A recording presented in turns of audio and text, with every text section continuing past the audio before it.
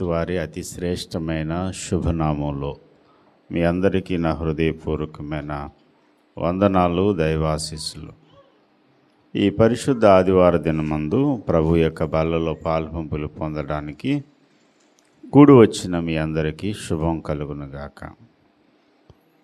ప్రభు బల్లలో పాల్పంపులు పొందడానికి ముందుగా దేవుని పరిశుద్ధ వాక్యాన్ని మనం ధ్యానం చేద్దాం. పరిశుద్ధ గ్రంథంలో నుండి కీర్తనల గ్రంథము 23వ కీర్తన 3వ చరణాన్ని చదువుకుని దేవుని వాక్యంను ధ్యానం చేద్దాం. 23వ కీర్తన 3వ చరణం. నా ప్రాణమునకు ఆయన సేద తీర్చుచున్నాడు, తన నామమును బట్టి నీతి మార్గములలో నన్ను నడిపించుచున్నాడు. దేవుడి పరిశుద్ధ వాక్యము ద్వారా మనందరితోనూ మాట్లాడినట్లుగా దేవుని ఆత్మ సహాయం కోరుకుంటూ మనం ప్రార్థన చేద్దాం. తలలు వంచండి, కన్నులు మూయండి. ప్రార్థన. సకల ఆశీర్వచన శుభములకు మూలకారకుడు అయిన యేసయ్య, సర్వశుభదాయకుడా, నీకే వందనాలు. ఈ సమయంలో నాతోనూ నీ పిల్లలందరితోనూ మీరే మాట్లాడండి ప్రభువా. నీ సన్నిధి భాగ్యం మాకు దయచేయండి. ప్రతి విధమైన ఆటంకాలను కాల్చివేసి నీ కృపా కార్యము చేత మా హృదయాలను తృప్తిపరచమని ప్రార్థన చేస్తున్నాను. ప్రతి విధమైన వ్యతిరేకతను యేసు నామమున బంధిస్తున్నాం తండ్రి. మీరే నీ ప్రజలతోనూ నీ దాసునితోనూ మాట్లాడమని యేసు నామమున వేడుకుంటున్నాం పరమ తండ్రి, ఆమేన్. ప్రభునందు ప్రియ దేవుని బిడ్డలారా, సాధారణంగా ఒకరి మీద ఒకరు అతిశయపడడం అనేది, అతిశయ కారణాలు వెతుక్కుంటూ పలానా విషయాలను బట్టి నేను అతని కంటే చాలా బాగున్నాను, చాలా శ్రేష్టమైన స్థితిలో నేనున్నాను అని ఎదటి వారితో పోల్చుకుని అతిశయపడుతూ ఉంటారు. స్కూల్లో చదువుకునే పిల్లలు పక్కవాడి కంటే వీడికి ఎక్కువ మార్కులు వస్తే వాడు ఆ వచ్చిన మార్కులను బట్టి అతిశయపడతాడు. ఆడేట ఆఫ్టర్ ఆల్ నాకు వచ్చిన మార్కులు, నా స్థితి, నా లెవెల్ని బట్టి వాడెంత, వాడికంటే నేను చాలా బెటర్గా ఉన్నాను అని అతిశయపడతారు. చాలా సందర్భాల్లో నేను గమనించింది ఏంటంటే, చదువులో వాడు సున్నా, ఆటపాటల్లో వాడు మాత్రం హీరో. వాడు చదువులో మాత్రం ఏం ఉండదు వాడికి. బయటకు వచ్చి ప్లే గ్రౌండ్లోకి వచ్చాడంటే మాత్రం వాడు హీరో. 100కి 100 మార్కులు సంపాదించుకున్నవాడు ప్లే గ్రౌండ్లో ఏం కనిపించడు కొన్ని సందర్భాలు. అప్పుడు ఈడనుకుంటాడు, ఆఫ్టర్ ఆల్ ఆడికి చదువు వస్తే వచ్చింది చూడు, మన దగ్గర ఆటల పాటల్లో ఈడెదుగు పనికిరాడు, నేనే బెటరు. ఇలా ప్రతి వ్యక్తి కూడా తానున్న స్థితిని బట్టి బాల్యం నుండి కూడా అతిశయించడం, ఈ అతిశయాన్ని బట్టి కాస్తంత పర్సంటేజ్ పెంచుకొని ఎదటి వాడిని తోలనాడడం, గర్వించడం, ఇది బాల్యం నుండి అలవాటై వయసుతో పాటు పెరుగుతూ ఉంటుంది. అది ఎంతవరకు పెరిగి పెద్దదవుతుందంటే అది సాధారణమైన స్థితి కాదు. ఇంకెలా తయారవుతారంటే, ఇక రాను ఎదిగి చాలామంది గర్వాంధులుగా తయారవుతారు. సమాజంలో తమకున్న ఎత్తును బట్టి గర్వించే వాళ్ళు కొందరు తమకున్న శరీర సౌష్ఠ్యమును బట్టి, అందచందాలను బట్టి చాలా గర్విస్తూ ఉంటారు. గర్వించడమే కాదు, ఎదటివాడిని చాలా చులకన చేసి కూడా మాట్లాడతారు. ఆఫ్టర్ ఆల్ పుట్టోడు, ఆఫ్టర్ ఆల్ బక్కోడు, ఆఫ్టర్ ఆల్ నల్లోడు అని ఇలాగా శరీర రంగును బట్టి శరీర సౌష్ఠ్యాన్ని బట్టి హేళన చేసి చాలా తోలనాడుతూ మాట్లాడే వాళ్ళు కూడా ఉంటారు. ఇంకొక విచిత్రమైన తెగులు ఏ దేశంలో ఉందో లేదో నాకు తెలియదు, కానీ మన దేశంలో ఉంది. అది ఏంటంటే కులాన్ని బట్టి అతిశయించడం, కులాన్ని బట్టి ఎదటివాడిని తోలనాడడం. ఈ కులం అనేటువంటి వ్యవస్థ ఎంత దూరం వెళ్ళిపోయిందంటే ఆఖరి ఒక మనిషి చచ్చిపోయినా ఈ కులం అనేటువంటి కుష్టు వదలడం లేదు. ఆ తక్కువ కులం వాళ్ళ శవం మా ఎక్కువ కులం వాళ్ళ ఇంటి ముందు నుంచి వెళ్ళకూడదని శవయాత్ర కూడా ఆపేసే అంత మరి పీక్ స్టేజ్కి వెళ్ళిపోయింది కులహంకారం. కులము అనే దానిని బట్టి అహంకారంతో అతిశయంతో పొంగిపోవడం. ఇలా అనేక అతిశయ కారణాలు మనుషులు చెప్పుకుంటారు. అందాన్ని బట్టి, చదువును బట్టి, కులాన్ని బట్టి, ఇంకా ఎక్కువగా చెప్పుకునే విషయం ఏంటంటే డబ్బును బట్టి, ధనహంకారం. ఇంకా వాడుకున్న డబ్బును బట్టి అందరినీ తోలనాడుతూ ఉంటారు. ఆఫ్టర్ ఆల్ నువ్వెంత, నేను ఏదైనా కొనేయగలను, డబ్బుతో నేను ఏదైనా చేసేయగలను అని డబ్బును బట్టి ధనహంకారంతో పెచ్చుమీరిపోయేటువంటి వారు కొంతమంది ఉంటారు. ఇలా సమాజంలో ఇది నడుస్తున్న కథ.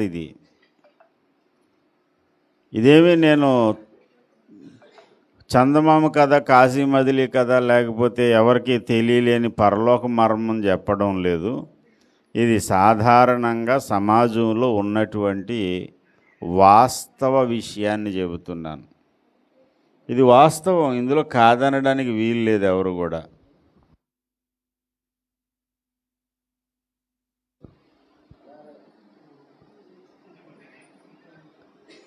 ఇది వాస్తవ కథనం. ఇది అతిశయించడం, గర్వించడం, అది అలా అలా అలా అలా అలా పెరిగి పెరిగి పెద్దదై లోకమంతా విస్తరించింది. ఇన్ని కొట్లాటలకు, ఇన్ని నష్టాలకు, సమాజంలో ఇన్ని కష్టాలకు మూలం ఇదే. నా దేశమే గొప్పది, నా ప్రజలే ప్రపంచం అంతా ఉండాలి అనే అహంకారంతో రెండో ప్రపంచ యుద్ధం జరిగింది. రెండో ప్రపంచ యుద్ధంలో హిట్లర్ అంత ఊచకోత కోయడానికి గల కారణం ఏంటంటే వాడికి జాతి అహంకారం. నా జాతే గొప్పది, యోధా జాతి అనేది సరైంది కాదు, దాన్ని ఎలాగైనా సరే హతమార్చేయాలి, భూమి మీద యూదుడనేవాడు ఉండడానికి వీలు లేదు, ప్రతి యోధుణ్ణి, యూదా జాతిని హతమార్చేద్దాం అని కంకణం కట్టుకున్నాడు. అలాగే చాలామందిని చంపాడు. ఆఖరికి వాడు కూడా కుక్క సాగు చచ్చాడు. వాడు గన్నతో వాడే పేల్చుకుని ఆత్మహత్య చేసుకుని వాడు చచ్చాడు.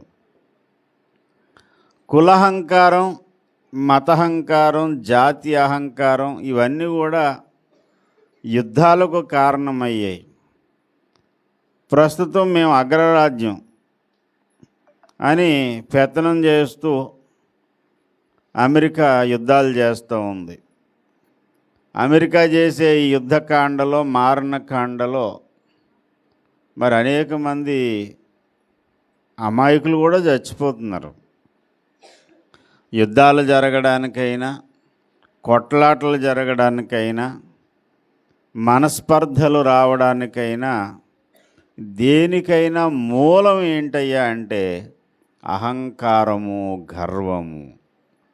అహంకారము, గర్వము అనేది ఎక్కడి నుంచి ప్రారంభమవుతుందంటే నిన్ను బట్టి నీవు అతిశయించడంతో స్టార్ట్ అవుతుంది. ప్రభు చెబుతాడు కదా, నువ్వు దేన్ని బట్టి గర్విస్తే అది దేవుడు తీసేస్తాడు. అందాన్ని బట్టి నువ్వు గర్విస్తూ ఉంటే ఏంటి ఈ అందం ఎంతసేపు ఉంటుందండి? పచ్చని ఆకులు లాంటివి. పచ్చని ఆకులు కోసిన తర్వాత కాసేపు పచ్చగా ఉంటాయి, 2-3 రోజులకి ఆ ఆకులు ఎండిపోతాయి. ఇంకా చెప్పాలంటే పువ్వు లాంటిది అందం అంతా.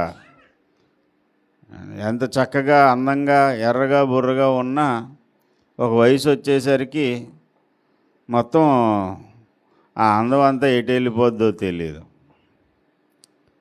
సరే, ఒకవేళ ఊపిరి ఆగిపోయిన తర్వాత 4వ రోజునో లేకపోతే వారం రోజులు పోయిన తర్వాత ఆ శవం దగ్గరికి వెళ్ళి వస్తే ఇన్ని సెంట్లు రాసుకున్నటువంటి మనిషి కుళ్ళుకొంపు కొడతాడు, పురుగులు పడతాడు. అదే అందం, మానవుని అందం. ఎంత అందగత్తినని చెప్పి మురిసిపోయే ఆమె ఎక్స్రే తీయండి, ఆమె స్కెల్టన్, బాడీ స్కెల్టన్ అంతా ఫోటో తీయండి. అందంగా లేడు అనుకున్నటువంటి వ్యక్తి యొక్క స్కెల్టన్ ఫోటో తీయండి, ఎక్స్రే తీయండి. 2 ఎక్స్రేల్లో ఏ ఎక్స్రే అందంగా ఉంటుంది అమ్మా? ఏ ఎక్స్రే అందంగా ఉంటుందమ్మా? ఎర్రగున్నవాడు బుర్రగా ఉన్నవాడు యొక్క ఎక్స్రే బాగుంటుందా, లేకపోతే నల్లగున్న నీగ్రోవాడు యొక్క ఎక్స్రే బాగుంటుందా అంటే 2 ఒకలాగే ఉంటాయి. ఆ ఎముకలకి ఏ కలర్ లేదు. ఈ పైనున్న ఈ చర్మానికి, మాంసానికి, ఈ పైనున్న ముఖ కవలికలకే ఏదో కొంచెం దేవుడు మెరుగులు దిద్దాడు. కానీ చచ్చిన తర్వాత అన్ని శవాలు సమానమే. సమాధుల దొడ్లోకి వెళ్ళిన తర్వాత అక్కడ పెద్ద కులమోడు శవం ఒకటే, చిన్న కులమోడు శవం కూడా ఒకటే. గ్రేడ్ 1 ఆఫీసర్ యొక్క శవం అంతే, గ్రేడ్ 4 4వ తరగతి ఉద్యోగులు, లేకపోతే ఇంకా చిన్న స్థాయిలో ఉన్నటువంటి కాంట్రాక్ట్ బేస్ కూలి పని, ఎవడన్నా ఒకటే, ఎవడి శవం అన్నా ఒకటే, ఎవడి ఆ స్కెల్టన్ అన్నా ఒకటే, ఒకటే రూపం దానికి. చచ్చిపోయి వారం రోజులు పడితే పురుగులు పట్టేటువంటి ఈ మట్టి శరీరాన్ని బట్టి ఎంత పొంగిపోతాడో మనిషి. నిజా, నేను చాలా గ్రేట్ అని పొంగిపోయే బదులు నేను గ్రేట్ అవ్వడానికి కారణం ఎవరో ఆయనను బట్టి నేను సంతోషించాలని ఆలోచిస్తే ఎంత బాగుంటుంది. సరే, నేను ఈ విషయాలు ఎందుకు చెబుతున్నానంటే సమాజంలోనే కాదు, అది తిరిగి సంఘంలో కూడా వచ్చి పడింది. దేవుని సంఘము అనేది ఎంత ఉన్నతమైంది అంటే లోకం పాడైపోయింది దేవుని దృష్టిలో. పాడైన లోకాన్ని బాగు చేయడానికి దేవుడు భూమి మీద తన సంఘాన్ని నాటాడు. వినండి, ఈ మాట నేను చెప్పింది కాదు, ఇంతకుముందు పాతకాలం భక్తులు చెప్పిన మాటే. పాడైపోయిన ఈ భూలోకాన్ని బాగు చేయడానికి దేవుడు ఈ భూలోకంలో తన సంఘాన్ని నాటాడు. సైతాన్ ఏం చేశాడంటే సంఘము ఈ లోకాన్ని బాగు చేయకుండా ఉండాలంటే సంఘము లోపలకు తీసుకొచ్చి లోకాన్ని నాటాడట. అర్థమైందా? పాడైపోయిన ఈ లోకాన్ని బాగు చేయాలని దేవుడు భూమి మీద సంఘాన్ని నాటితే సంఘంలో సైతాన్ గారు లోకాన్ని తీసుకొచ్చి పెట్టాడు. సంఘము అంటే లోకము నుండి వేరైన వారు, పాపము నుండి చీకటి నుండి వేరైనటువంటి వారు, లోకము నుండి పాపము నుండి వేరు చేయబడిన వాడే దేవుని సంఘం. ఆ దేవుని సంఘంలో సైతాన్ ఏం చేశాడంటే లోకాన్ని తీసుకొచ్చి నాటాడు. లోకంలో బాల్యము నుండి మనుషులు ఎలాగ అతిశయిస్తూ ఉంటారో లాస్ట్కి సంఘంలో కూడా ఈ అతిశయాలకి ఏం తక్కువ లేదు. నేను బాగా పాడగలనని ఒకడు అతిశయిస్తే, నేను మంచి కళాకారుణ్ణని మరొకడు అతిశయిస్తే, నేను మంచి వాక్యోపదేశకుణ్ణని వాక్యం చెప్పి వాడు అతిశయిస్తే, నేను చాలా నీతిగా నడుచుకుంటున్నాను అని భక్తి జీవితాన్ని బట్టి అతిశయించే వాళ్ళు అతిశయిస్తూ ఉంటే, కొంతమంది ప్రార్థనను బట్టి అతిశయిస్తారు, నేను బాగా ప్రార్థన చేయగలను. కొంతమంది దేవునికి ఇచ్చే వాళ్ళు ఉంటారు, ఇవ్వడాన్ని బట్టి అతిశయించే వాళ్ళు కూడా ఉన్నారు. వాళ్ళు పరిసయ వర్గం అన్నమాట. నా సంపాదన అంతటిలో 10వ భాగము ఇచ్చుచున్నాను. ఇవ్వడం మంచిదే, కానీ ఇచ్చేటువంటి వాడు కూడా సంతోషించాలి తప్ప అతిశయించకూడదు. అతిశయం అతిశయం అతిశయం. ఈ అతిశయం అనేది అంతటితో ఆగకుండా ఇంకాస్తంత పర్సెంటేజ్ పెంచుకుని గర్విస్తూ ఎదట వాడిని తోలనాడుతాడు. నేను చేస్తాను ఇంత, నువ్వెందుకు చేయట్లేదు? స్పిరిచువల్ వార్ఫేర్ అనేది అయ్యగారు పెట్టారు. అది మిడ్ నైట్ ప్రేయర్, రాత్రి 12 గంటల నుండి 3 గంటల వరకు. అది ఎలాంటి కష్టతరమైన ప్రార్థన అంటే మామూలు ప్రార్థన కాదు. ఎందుకంటే దినమంతా కష్టపడి వచ్చి ఇంటికి వచ్చి కుటుంబంతో కాసేపు గడిపి కొంచెం అన్నం తిని కుటుంబారాధన చేసుకునేసరికి 11 అయిపోతుంది. 10, 11. ఒక 11 గంటలకు ఇలా కునుకు పట్టిన తర్వాత మళ్ళీ 12 గంటలకు లేచి ప్రార్థనలో కూర్చోవాలంటే చిన్న విషయం కాదు అది. మరి అయ్యగారు అంత తెగింపుతో కూడిన ప్రార్థన పెట్టారంటే ఆయన ఖాళీగా ఉండేవాడు కాదు. ఆయన పగలు రాత్రి అనేది ఆయనకి తేడా లేదు. రాత్రింబగళ్ళు ఆయన మెలకుగానే ఉంటారు. ఎప్పుడో కాసేపు అలా కునుకుతారు, మరలా ప్రార్థనలోనూ వాక్య పరిచర్యలో సంఘ సంస్కరణలో ఆయన ముందుకు సాగుతూ ఉంటారు. ఈ స్పిరిచువల్ వార్ఫేర్లో ఒకవేళ ప్రతిరోజు పాలు పంపులు పొందేటువంటి వ్యక్తులు ఎవరైనా ఉంటే గనక అది దేవుని కేవలం కృప తప్ప ఇంకేం కాదు. అది దేవునికి స్తోత్రం. అది మానవ శక్తితో కానీ మానవ బలంతో కానీ జరిగేది కాదు. నేను కాబట్టి ప్రార్థనలో ఉండగలుగుతున్నాను, ఎవడుంటున్నాడు అని డైలాగులు వేయొద్దు. అలా డైలాగులు వేసామనుకోండి, ఆ తర్వాత ఏం జరుగుతుందో చెప్తాను. స్పిరిచువల్ వార్ఫేర్ ఎందుకు సార్? ఒక వారం దినాలు మనం మన భక్తిని మన ప్రార్థన జీవితాన్ని కాపాడుకోగలిగాం. పాప మార్గం దరికి పోకుండా, పాత ఆశలు కోరకుండా, ఎప్పుడూ దేవుని సిలువను ధ్యానం చేస్తూ దేవుని మార్గంలో నడవగలిగాము అంటే దాన్ని బట్టి అతిశయించవచ్చా? అతిశయించేది ఏమీ లేదు, అతిశయ కారణం లేదు.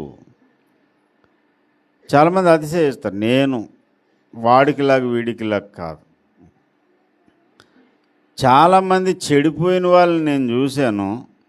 వాళ్ళందరూ చెడిపోవడానికి కారణం ఏంటో తెలుసా? అతిశయమే. అతిశయమే. నేను కాబట్టి సువార్త ఇన్ని సంవత్సరాలు చేశాను, నేను కాబట్టి ఒక నిర్ణయం చేసుకుంటే దానికి కట్టుబడి ఉన్నాను, నేను కాబట్టి అని పైకి అండు, నోటితో అండు. కానీ వాళ్ళ మాటలు, వాడి బిహేవియర్, వాడి యాటిట్యూడ్ అంతా ఎలా ఉంటుందంటే అందరినీ ఫూల్స్ కింద తీసి పాడేస్తాడు. అందరూ ఫూల్స్, నేను ఒక్కడనే చాలా ఘనుడను అని అతిశయించడం అత్యంత ప్రమాదకరమైనటువంటి విషయం. మామూలు ప్రమాదం కాదు, ఇది అత్యంత ప్రమాదం. నీ విశ్వాస జీవితాన్ని నాశనం చేసేది.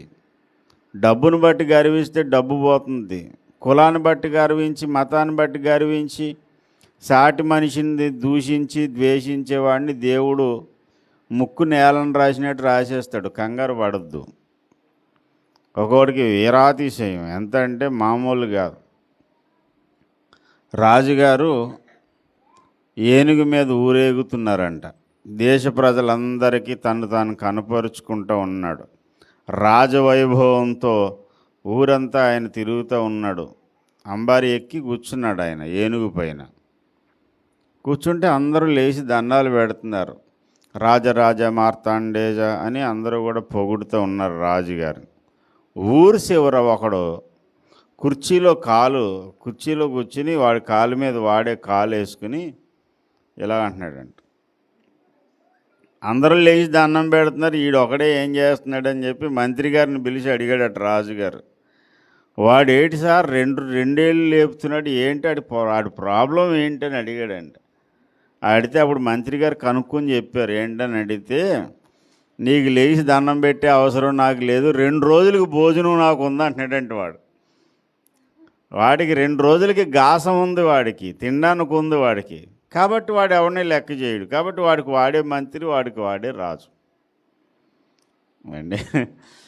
బాబు నీకు 2 రోజులకు ఉందో 3 రోజులకు ఉందో ఏదన్నా ఉంటే దాన్ని బట్టి దేవుణ్ణి స్తుతించు, అంతే తప్ప నేను సూపర్, నేను ఎవరిని లెక్క చేయను.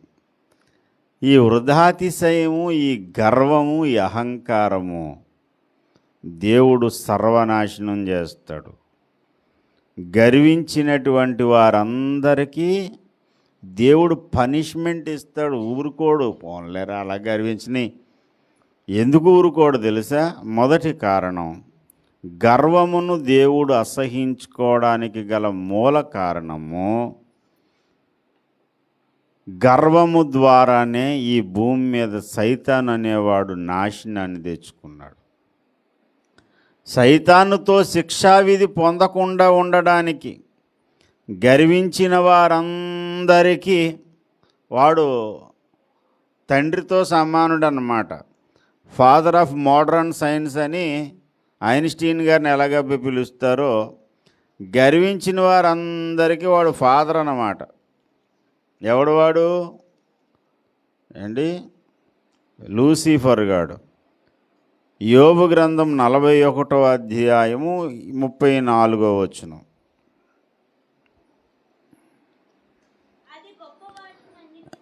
గొప్పవాటన్నిటినీ తిరస్కరించును, గర్వించిన జంతువులన్నిటికీ అది రాజు.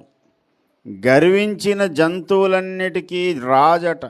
మకరము గురించి చెబుతున్నాడు. ఈ మకరమే మనకు మరలా యెహెజ్కేలు గ్రంథంలో కనపడుతుంది. ఏంటి మనం చదివినటువంటి వాక్యం మొదటి వచనం చదవండి. మొదటి వచనం అమ్మ, అదే అధ్యాయం మొదటి వచనం. నీవు మకరమును గాలముతో బయటికి లాగగలవా? మకరమును గూర్చి చెబుతున్నాడు. ఈ మకరం ఎవరు అంటే, గర్వించినటువంటి వారందరికీ రాజట. గర్వంతో ఉన్న వారందరికీ రాజు. గర్వాంధుడైనటువంటి వ్యక్తి, గర్వించినటువంటి వారందరికీ రాజు అయిన ఒక మకరమును గూర్చి చెబుతాడు. యెహెజ్కేలు గ్రంథం 28వ అధ్యాయం 2వ వచనం.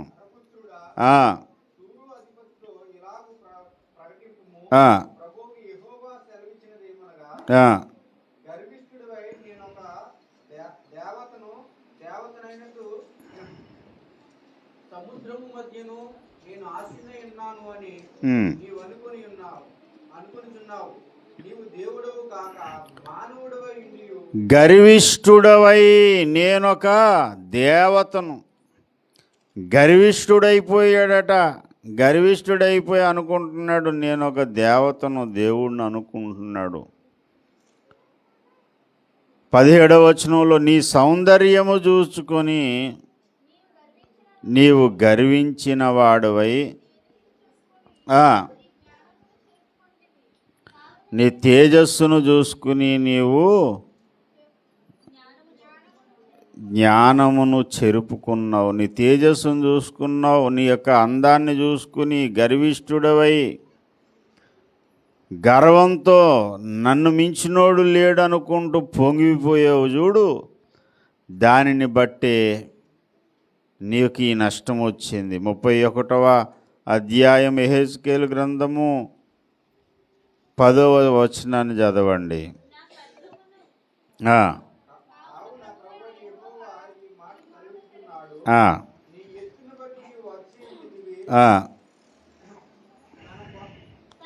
మైక్ లేదా ఇంకొకటి? బాగా స్పీడ్గా చదవగలిగిన వాళ్ళు ఒక మైక్ తీసుకుని చదివితే మంచిది. నీ ఎత్తును బట్టి నీవు అతిశయపడితివి, తన కొన మేఘముల కంట చేసి తన ఎత్తును బట్టి అతడు గర్వించెను. ఎవరు సార్ వీళ్ళంతా? వీడెవడండి అంటే 32వ అధ్యాయము 2వ వచనంలో ఏంటి, జనులలో కొదమ సింహము వంటి వాడవని నీవు ఎంచబడితివి, జలములలో మొసలి వంటి వాడివై, నదులలో రేగుచు నీ కాళ్ళతో నీళ్లు కలియబెట్టితివి, వాటి వాగులను బురదగా చేసితివి. జలములలో మొసలి వంటి వాడవై. మకరము అన్న మొసలన్న ఒకటే. ఈ మకరం అనేది మొసలనేది గర్వించిన వాటికి రాజట. గర్విష్ఠులందరికీ రాజు ఎవరు అంటే ఇదిగో లూసిఫర్. దీనుడైన రాజు ఇంకొక ఆయన ఉన్నాడు బైబిల్లో. ఇదిగో నీ రాజు దీనుడైన రాజు యేసురాజు. గర్వంతో ఉన్నటువంటి మొసలి ఎవరయ్యా అంటే లూసిఫర్. ఇప్పుడు గర్వించే వాళ్ళందరూ ఎవరి వర్గం వాళ్ళు అమ్మా? ఎవరి వర్గం వాళ్ళు? లూసిఫర్ జాతి. దేవుడు గర్వం అతిశయంతో ఉన్నవాడిని ఏ వర్గంలో ఉన్నా సరే, ఏ ఫీల్డ్లో ఉన్నవాడిని అయినా సరే అక్కడి నుంచి దింపేసి కిందని వీడేస్తాడు. రాజకీయ పార్టీలు కూడా అంతే. వాళ్ళు ఏమనుకుంటారంటే ఇప్పుడు గెలిచినోడు అంతకుముందు ఓడిపోయినోడిని తోలనాడుతూ ఉంటాడు. మన దేశ రాజకీయాల్లోకి వెళ్ళా గొప్ప పామునిచ్చిన కథ ఉంటుంది కదా, వైకుంఠపాలిలాగా ఆడే ఆట ఏదైనా అంటే తమిళనాడు రాజకీయాలు అవి. ఇప్పుడు నెగ్గిన పార్టీ నెక్స్ట్ టైం నెగ్గదో తెలియదు, అది వైకుంఠపాలి. మన ఆంధ్ర రాష్ట్రంలో కూడా అలాగే ఉంటుంది పరిస్థితి.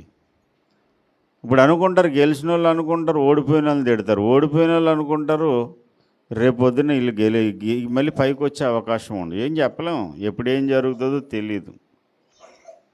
ఈరోజు డబ్బులు ఉన్నవాడు రేపు పేదోడు అవ్వచ్చు. అందుకే పెద్దవాళ్ళు ఏమంటారంటే వాళ్ళు అవుతాయి. దేశాలు తిరిగే వాడ అది ఊడిపోయి ఓడగొట్టి చిన్న బండి కింద తయారు చేసి ఈదుల్లో తెప్పొచ్చు. ఎందుకంటే చెక్కలతో చేసేవారు వాడు పాడయింది. ఆ చెక్కలన్నీ పొయ్యిలో పెట్టరు కదా, చిన్న బళ్ళు తయారు చేసి తిప్పుతారు, బళ్ళు అవుతాయి. ఈ బళ్ళన్నీ కలిసి అవ్వచ్చు. చెప్పలేం ఏమవుతుందో. దేవుడు కథానాయకుడు, పైనుంచి మొత్తం స్క్రీన్ ప్లే అయిందే, దర్శకత్వం అయిందే, నిర్మాత ఆయనే మొత్తం డైరెక్షన్ చేసి తోలుబొమ్మలన్నీ ఆడిస్తాడు. ఎప్పుడు ఎలా తిప్పుతాడో తెలియదు కథ. అప్పటి వరకు మనిషి అనుకుంటాడు నన్ను మించినోళ్ళు లేడు అనుకుంటాడు. అందుకని గర్వంతో అతిశయంతో పొంగిపోవద్దు, జాగ్రత్త. ఎక్కడ కొట్టాలో అక్కడ కొడతాడు, ఎప్పుడు కొట్టాలో అప్పుడు కొడతాడు. కొంతమంది నేను చాలా హెల్దీ మ్యాన్, నాకున్న ఆరోగ్యం ఎంత అంతా కాదు, ఆడు కాలు నొప్పులు, ఒళ్ళు నొప్పులు, నడుము నొప్పి అంటాడు, ఐఎమ్ కింగ్ బాగానే చెప్పుకుంటాడు. నువ్వు కింగే, 4 వాంతులు విరోచనలు అయితే బొంగు కింగ్ కాదు. 4 వాంతులు విరోచనాలు ఎందుకు సార్? ఆ కొట్టుకునే గుండె లయ తప్పింది అనుకోండి, లేకపోతే కాసేపు 3-4 నిమిషాల పాటు కార్డియాక్ అరెస్ట్ అయింది అనుకోండి, ఏమవుతుంది? కింగ్ అలాగ పోయి బొంగ అవుతాడు, కిందన పడి రింగ్లో తిరుగుతాడు, బొంగరంలా తిరుగుతాడు గిరగిరలాడుతా. హార్ట్ అటాక్ వచ్చిన వాళ్ళని చూశాను నేను. నా కళ్ళ ముందు ఒక ఆయన హార్ట్ అటాక్తో చనిపోయాడు. కాకినాడ గవర్నమెంట్ హాస్పిటల్కి గుండెలో కొంచెం ఛాతీలో నొప్పి అని తీసుకొచ్చారు ఒక ఆయన్ని. నేను పేషెంట్ని నేను తీసుకెళ్ళాను ఎమర్జెన్సీ వార్డుకి. ఆ పేషెంట్కి ట్రీట్మెంట్ చేయమని వాళ్ళకు చుట్టూ తిరుగుతున్నాను ముష్టివాళ్ళ, బాబు సాయం చేయండి బాబు, బాధపడుతున్నాడు బాబు. అక్కడ ఉన్న స్టాఫ్ తక్కువ అండి, వచ్చిన పేషెంట్లు ఎక్కువ. వాళ్ళు ఏం చేస్తారు, ఈ హార్ట్ అటాక్తో వచ్చిన ఆయన్ని కొంచెం నెగ్లెక్ట్ చేశారు. కొంచెం నెగ్లెక్ట్ చేయడం అంటే యువతలు ఇంకొక సీరియస్ పేషెంట్ ఉన్నాడు, ఈ పేషెంట్ను చూసుకుని అతని దగ్గరికి వెళ్ళే లోపల మంచం మీద కొట్టుకున్నాడండి. నా కళ్ళ ముందు నేను చూశాను. విలవిల ఆడిపోయాడు. టక్కనే ప్రాణం పోయాక పరుగున వచ్చారు డాక్టర్లు. ఇల్లు కాలిపోయిన తర్వాత నీళ్ళు వేయడానికి వచ్చినట్టు వచ్చి అప్పుడు సిపిఆర్ చేసి ఇలా కొట్టి ఏదేదో చేశారు. నో ఛాన్స్, చనిపోయి తీసుకెళ్ళిపోండి. నిండు ప్రాణం బలి అయిపోయింది. నాకు అనిపించింది అప్పుడు కాకినాడ జీజీహెచ్ ఆలోచన విధానం మారితే బాగుండు. ఎవరైనా ఒక మంచి నాయకుడు నిలబడి కొంచెం ఆలోచించి అందరికీ ఒకటే వార్డు కాకుండా ఈ ఛాతి నొప్పితో గుండె నొప్పితో వచ్చే వాళ్ళకి ఎమర్జెన్సీలో గుండె నొప్పులకు సంబంధించి ఎమర్జెన్సీ వార్డు ఒకటి పెడితే ఎంత బాగుంటుంది. నాకున్న ఆలోచనలు చెప్తున్నాను. ఎలాగది లైవ్లో వెళ్తుంది, ఎవరైనా ఒకవేళ విని ఏ రాజకీయ నాయకుడన్నా సమాజానికి మేలు చేయాలనుకున్నాడు ఎవడన్నా విని ఒక ఉపకారం చేస్తే మంచిది. ఒకవేళ ఇది కట్ చేసి రీల్ చేసినా మంచిదే. నాకున్న ఆలోచన ఏంటంటే ఈ హైవేలో యాక్సిడెంట్లు అవుతాయి కదా, ఈ యాక్సిడెంట్లు అయినటువంటి వ్యక్తిని ఈ అంబులెన్స్లో హుటాహుటిని తీసుకెళ్తారు, చాలా వేగంగా తీసుకెళ్తారు. ఎప్పుడైనా మీరు గుర్తుపెట్టుకోండి, డ్రైవింగ్ చేసేవాళ్ళు అంబులెన్స్ వెళ్తున్నప్పుడు మీరు దానికి ముందు వెళ్ళొద్దు, సైడ్ ఇచ్చేయండి, వెళ్ళనివ్వండి. ఎందుకంటే ఒక నిండు ప్రాణాన్ని కాపాడాలి. ఏ బండి అయినా, ఆటో అయినా కావచ్చు, కార్ అయినా కావచ్చు, ఏదైనా కావచ్చు, ముందు తీసి నువ్వు పక్కకు వచ్చేయి, ఆ అంబులెన్స్కి దారి ఇచ్చేయండి. సరే, ఎంత హుటాహుటిని వెళ్తుంది అంబులెన్స్.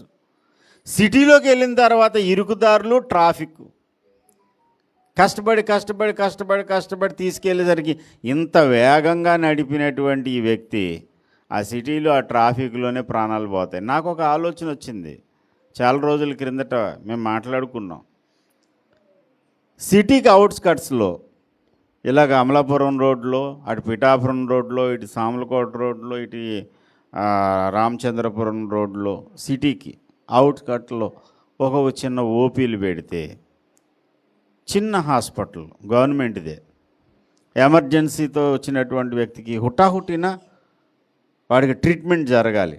రక్తస్రావం అయిపోకుండా ఆక్సిజన్ అందించి అక్కడ ట్రీట్మెంట్ చేసి, గుండె నొప్పితో వచ్చినా, ఇదేంతో వచ్చినా, లేకపోతే ఏదైనా ప్రమాదం జరిగి వచ్చినా ఫస్ట్ ఎయిడ్ అనేది అక్కడ జరిగి, అంటే ఫస్ట్ ఎయిడ్ అంటే ఏదో కట్టుకట్టి వదిలేయడం కాదు, ఒక మాదిరి చిన్నపాటి ఆపరేషన్లు చేసే అంతగా వచ్చిన హాస్పిటల్ ఏర్పాటు చేస్తే సిటీ అవుట్స్కట్స్లో ఎన్నో ప్రాణాలు కాపాడబడతాయి. మనిషి ప్రాణం ఎంతండి? ఇప్పుడు ఇంత కబుర్లు చెబుతాడు, తగలరాని చోట తగిలింది అనుకోండి, అంతే, అయిపోయింది, అంతే చరిత్ర. ఒక భార్యాభర్తలు ఇద్దరు బండి మీద వెళ్తుంటుండగా ఎక్కడ లేని గొడవలు వీళ్ళకి ఎప్పుడు వస్తాయంటే ప్రయాణాల్లోనే వస్తాయి. వీళ్ళిద్దరూ మాట్లాడుకుని ఆడు కొంచెం రెబల్ క్యాండిడేటు స్పీడ్గా బండి నడుపుతున్నాడంట. వెనకాల ఏమవుతుందో తెలియదు, గాలిపటంలాగా ఎగిరిపోయింది ఈ అమ్మాయి. వీడు స్పీడ్గా నడుపుతూ ఉన్నాడు, స్పీడ్ బ్రేకర్ ఎక్కించి రైమని లాగేసరికి ఈ అమ్మాయి ఎగిరి పడిపోయింది. అమ్మాయి ఏం కాదు, పెద్దవాడు, పడిపోయింది కింద. పడిపోయిన తర్వాత కొంచెం ఎదరికి వెళ్ళిపోయిన తర్వాత చూసుకున్నాడు భార్య లేదని. వీళ్ళప్పుడు వెనక్కి వచ్చారు, రోడ్డు మీద పడిపోయింది. అలా ఒంటి మీద దెబ్బలు ఏమీ లేవు, స్పృహ లేదు మనిషికి. హాస్పిటల్కి తీసుకెళ్ళారు, చనిపోయింది. ఇలాగెందుకు చనిపోయిందంటే ఈ పడ్డంతో పాటు ఇక్కడ ఈ చెప్పక తగిలింది దెబ్బ, వెనకాల ఈ స్కల్ పగిలిపోయింది, ఇంటర్నల్ బ్లీడింగ్ అయిపోయింది. పైన ఏ గాయాలు లేవు, లోపల ఈ తల కపాలం పగిలిపోయి ఇంటర్నల్ బ్లీడింగ్ అయిపోయి చచ్చిపోయింది. నేను బలవంతుడిని గర్వింతే మాత్రం ఏం చెప్పగలను చెప్పండి? నువ్వు ఎంత బలవంతుడు అయినా తగలరాని చోట తగిలిందంటే మటాష్ అయిపోయిందంతే నీ చరిత్ర. కాబట్టి చాలా జాగ్రత్తగా ఉండాలి, మాటలు జాగ్రత్తగా ఉండాలి. గర్వించావా అగో ఆ గర్వించిన వాళ్ళందరికీ రాజు ఉన్నాడు చూడు, వాడి బ్యాచ్లో నువ్వు చేరతావు కనుక నీ గర్వం అనచడానికి దేవుడు దెబ్బ కొడతాడు, జాగ్రత్త.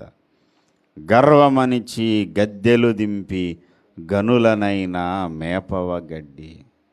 ఎంత గనుడు అయినా సరే గర్వం మనిషి గడ్డి మేపించేస్తాడు ఆయన. మొదటి కారణం ఏంటంటే నువ్వు సైతాను కోటాలో శిక్షా విధిలో నువ్వు పాలు పంపులు పొందకుండా ఉండడం కొరకు దేవుడు గర్వము అనే దాన్ని అసహించుకుంటున్నాడు. భక్తి గర్వం అనేది ఎంత మాత్రము ఉండొద్దు. నీకెంత భక్తి, ఎంత ప్రార్థన జీవితం ఉన్నా, నీ జీవితంలో ఎన్నెన్ని ఆధ్యాత్మిక అంతస్తులను నువ్వు ఎక్కినా, ఇతరుల కంటే నువ్వు ఎంతగా దేవుని కొరకు సమర్పించేవాడు అయినా, ఎంత క్రమశిక్షణ కలిగిన వాడు అయినా. కొంతమంది చాలా క్రమశిక్షణగా ఉంటారు. ఉదయకాలం లేచి ప్రార్థన చేయడంలో క్రమం, ఎడతెగకుండా బైబిల్ గ్రంథాన్ని ధ్యానం చేయడంలో క్రమం, అన్ని విషయాల్లో క్రమం, దేవుని సన్నిధికి వచ్చే విషయంలో క్రమం. 6 గంటలకు ఆరాధన అంటే 6 గంటలకు, ఎట్టి పరిస్థితులు నేను 6 గంటలకు వెళ్ళి మొదటి ప్రార్థనలో నేను ఉండాలి. క్రమం ఉండాలి. అలా క్రమంగా ఉండేవాళ్ళు కొంతమంది ఉంటారు, చాలా మంచిది. కానీ క్రమం ఉంటే ఉంది, కానీ ఈ క్రమాన్ని బట్టి మాత్రం నువ్వు అతిశయించొద్దు. క్రమంగా నడవాలి, క్రమంగా బ్రతకాలి, క్రమంగా ఉండాలి. కానీ నేను చాలా పర్ఫెక్ట్, వీడు వేస్ట్, ఆడు వేస్ట్ అని అందరినీ తృణీకరించొద్దు. అసలు ఒక వ్యక్తి భక్తి జీవితంలో దేవునికి అనుకూలమైనటువంటి వ్యక్తిగా వాడు జీవించగలుగుతూ ఉన్నాడు అంటే దానికి మూలం ఏంటో చెబుతున్నాడు మనం చదువుకున్న మూలవాక్యంలో. నేను మూలవాక్యం చదివించి అది ఎక్కడెక్కడికో ఇసిరేసి నా ఇష్టం వచ్చినట్టు ఊరంతా తిరుగుతున్నానని మీరు అనుకోవద్దు. అసలు మూలవాక్యం ఏది అని అడగగానే పక్కనున్న వాళ్ళని చూస్తున్నారు కొంతమంది, ఎందుకంటే వాళ్ళందరూ కొత్త రెడ్డి గారులు కాబట్టి. కొత్త రెడ్డి గారు పాత రెడ్డి గారిని చూస్తున్నారు, మూలవాక్యం ఏంటని అని. మనం మూలవాక్యంగా ఏం చదువుకున్నాం అక్క? కీర్తనల గ్రంథము. ఎన్నో కీర్తనది? 23వ కీర్తన. ఎన్నో చరణం అది? 3వ చరణం. ఏమనుంది అక్కడ? నా ప్రాణమునకు ఆయన సేద తీర్చుచున్నాడు, తన నామమును బట్టి నీతి మార్గములలో నన్ను నడిపించుచున్నాడు. దేవుడు నన్ను నీతి మార్గంలో నడిపిస్తున్నాడు. ఎలాగా అంటే తన నామమును బట్టి. ఒక వ్యక్తి నీతి మార్గములో నడవగలిగాడు అంటే ఎందుకు అతిశయించొద్దు, ఎందుకు అతిశయించకూడదు తెలుసా? వాడు నడిచింది వాడు స్వశక్తి, వాడి యొక్క స్వజ్ఞానంతో కాదు, దేవుడు తన నామమును బట్టి నడిపిస్తున్నాడు. ఎవరైతే నమ్మి బాప్తీసం పొందారో వారందరికీ దేవుడు తన నామమును ధరింపజేశాడు. దేవుని పేరు పెట్టబడిన జనులు, నా పేరు పెట్టబడిన నా జనులు అన్నాడు. దేవుని పేరు పెట్టబడిన దేవుని జనులు దేవునికి వ్యతిరేకంగా బ్రతికితే, దేవుణ్ణి దుఃఖపెట్టేలా జీవిస్తే దేవునికి అవమానం, దేవునికే ఆయన పేరు చెడిపోతుంది. నా పేరు పెట్టబడిన నా జనులను నేను చేయబట్టి నడిపించాలని ఆయన కనికరబడి తన ఘనమైన నామమునకు అవమానం కలగకూడదని నిన్ను చేయబట్టి దేవుణ్ణి నడిపిస్తున్నాడు. అంతే. నువ్వు క్రమంగా నడవగలిగావు, భక్తి జీవితంలో ముందుకు సాగగలిగావు అంటే అతిశయించొద్దు. ఎందుకు అతిశయించొద్దు అన్నాను? మొదటి కారణం అతిశయాలు, గర్వాలు అది దుష్టుని లక్షణం. రెండవ కారణం ఏంటంటే అసలు నువ్వు నడవడానికి గల మూల కారణం ఏంటంటే అది నీ స్వశక్తి కాదురా బాబు, దేవుడు నడిపించాడు కాబట్టి. దేవుడే చేయబట్టి నన్ను నడిపించాడు కనుక ఇక నేను అతిశయించేదేముంది? స్తుతించడం తప్ప. నేను అందంగా ఉన్నాను అని ఎవడన్నా పొంగిపోతే ఆ అందం ఎవరిచ్చారు వాడికి? మిస్ ఇండియా, మిస్ యూనివర్స్ అని ఆమెకు పట్టం కట్టి బహుమతులు ఇస్తారు. అసలు బహుమతి ఎవరికి ఇవ్వాలి? ఆ అందమైన ముక్కు ఆవిడ పెట్టుకుందా? ఆ అందమైన బొగ్గులు, అందమైన రంగు ఆమె ఏమైనా పూసుకుందా? ఒకవేళ పూసుకుంటే మాత్రం 3 రోజులు ఊడిపోద్ది కదా. కొంతమంది తెల్లగా ఉండాలని నల్లగా ఉన్న వాళ్ళు చాలా కష్టపడి రకరకాల రంగులు వామేసి ముఖం మీద వేసేస్తారు మేకప్లు. ఎంతసేపు ఉంటుంది సార్ మేకప్? ఊరికే తాపత్రయం వద్దు. నేను చాలాసార్లు చెప్తాను, నల్లగొన్న వాళ్ళు ఎవరు భయపడకండి. ఎందుకనంటే మీరు తెల్లగా అయిపోతారనే భయం లేదు కాబట్టి భయపడవలసిన పని లేదు. ఎండాకాలం వచ్చేస్తుందని భయపడేవాళ్ళు తెల్లగొన్నవాళ్ళు. నల్లగొన్న వాళ్ళు భయపడతారా? ఆ భయమే లేదు అసలు. ఓ రంగుల మీద రంగులు సింగరేణి బొగ్గు గనుల్లో నుంచి ఒక ఫ్యామిలీ వచ్చారు మా చర్చికి. ఆ సింగరేణి బొగ్గు గనులాగా అదే కలర్ వాళ్ళు. పాపం వాళ్ళు రోజు మేకప్లు, ఎన్ని రంగులు భావిస్తుందో అక్క చచ్చిపోయింది. రంగులు రంగులు రంగులు రంగులు ఎన్ని భావినా సరే ఎక్కడ పోదు సార్. దేవుడిచ్చిన ఒరిజినల్ కలర్ అది. దేవుడు ఏ కలర్ ఇచ్చాడో ఆ కలర్ని బట్టి అతిశయించండి నేను ఎంత అందంగా ఉన్నాను అని అనుకోండి. అంతే తప్ప తెల్లగొన్న వాళ్ళని చూసి బాధపడిపోవడం. మిస్ యూనివర్స్ మిస్ వరల్డ్ కాదు సార్. అది ఇవ్వాల్సింది ఎవరికి ఇవ్వాలంటే అలా అందంగా చేసిన దేవునికి ఇవ్వాలి బహుమతి. దేవునికి స్తోత్రం కలుగునుగా. హల్లెలూయా. నాకు ఈ ముఖరూపం ఇచ్చావంటే అది నీకు వందనాలు ప్రభువా. నేనేం అందంగా లేను అనుకునే వాళ్ళు ముక్కు లేనోడు చూడండి ఒకసారి. ఊహించుకోండి ఒకసారి. ముక్కే లేదు, ఇక్కడ 2 కన్నాలు ఉన్నాయి. చూశారు అలాంటి మీరు? నేను చూశాను, ఇక్కడ ఏజెన్సీలోనే చూశాను. ముక్కు లేదు ఆడికి. ఏరా బాబు ముక్కు లేదని అడిగితే ఎలుగుబంటి కొట్టేసిందంట. వీడు అడవిలోకి వెళ్ళి ఏదో పొలం పని చేసుకుంటున్నాడు, అడవి పనులు. ఎలుగుబంటి వచ్చింది. ఎలుగుబంటి రాగానే మనం అయితే ఇంక హతాశలం అయిపోతాం, ఇంక షాక్. వాడు ఎలుగుబంటితో పోరాటం చేసాడంట. ఈ పోరాటంలో ఈ క్రమంలో అది పనిచేసి కొడితే ముక్కు తగిలేసింది దెబ్బ. కాకినాడ హాస్పిటల్కి తీసుకొస్తే అన్ని ట్రీట్మెంట్లు చేశారు. ఇంక ముక్కు పని చేయదని ముక్కు తీసేశారు. ముక్కు లేదు, ముక్కు దూలం కూడా లేదు. ఇక్కడ 2 కన్నాలు ఉంటాయి. చూడ్డానికి ఎలా ఉంటాడంటే గుండె జల్లుమంటుంది అని చూడడానికి. ముక్కు లేనోడు బదులు నీకు ముక్కు ఉంది కదా, నువ్వు ఏ రంగు ఉన్నా తప్పిడి ముక్కు, అది కోటేర్లాంటి ముక్కు లేదని ఇలా లాగితే మాత్రం వచ్చేదేటండి? ఎంత లాగితే ముక్కు వస్తుంది? దేవుడు ఆ జీన్స్ ప్రభావాన్ని బట్టి ఆ రూపం దేవుడు దిద్దాలని అమ్మ కడుపులో ముక్కు తయారు చేసిన తర్వాత ఒక నొక్కాడు కిందకి. అంత అప్పుడు ముక్కు వచ్చింది నీకు. పట్టుకుని లాగాడు నిన్ను, పొడవ ముక్కు వచ్చింది. ఆ చేసినోడు ఆయన. ముక్కు అందంగా ఉందని నీకు ప్రైజ్ ఇవ్వాలా, లేకపోతే చేసిన ఆయనకి ఇవ్వాలా? చేసిన ఆయనకి ఇవ్వాలి, అంతే. ప్రతి దానికి అంతే. నువ్వు ప్రార్థన జీవితాన్ని క్రమంగా సాగించావా, అది దేవుని కృప. చేసినోడు ఆయన, నడిపించినోడు ఆయన.